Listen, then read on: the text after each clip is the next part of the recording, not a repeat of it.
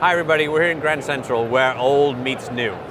One of the things I thought was great about this setting is that we do have old, iconic, coexisting quite peacefully with new, upstart, innovative. And by the way, the new upstart innovative is paying a substantial amount of rent to the old iconic. Right. Our customer base is sort of the same way. We've got really iconic brands, New York Times, Wall Street Journal, Washington Post, those types of brands. And we also have customers that are sort of digital first. Companies like the Huffington Post, like Yahoo, which is now combined with AOL as part of Oath. Both of them, those types of companies are successful on social, just in very different ways.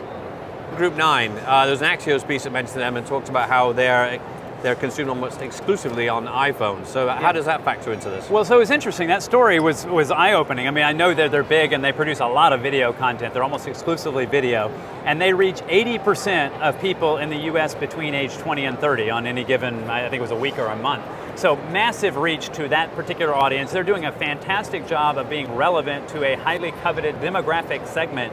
And that's intensely interesting to advertisers. So what's the takeaway here for if you are a trusted brand like the New York Times, Washington Post, these brands have been around for a long time. They better have digital properties. It's not going to be a success in print.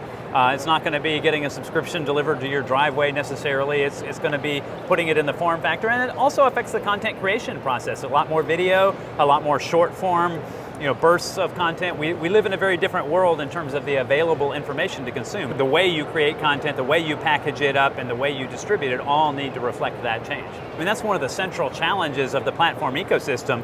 Facebook has got a wonderful platform with an audience of 2 billion people that consumes content, a large slice of which is produced by media companies who in general are not paid for that content either by the audience or by Facebook. They try to drive traffic back to their sites and make revenue that way. And so that's one of the core problems that we're working on is how do you help the media companies succeed not just from a distribution perspective, but from a monetization perspective in that new ecosystem.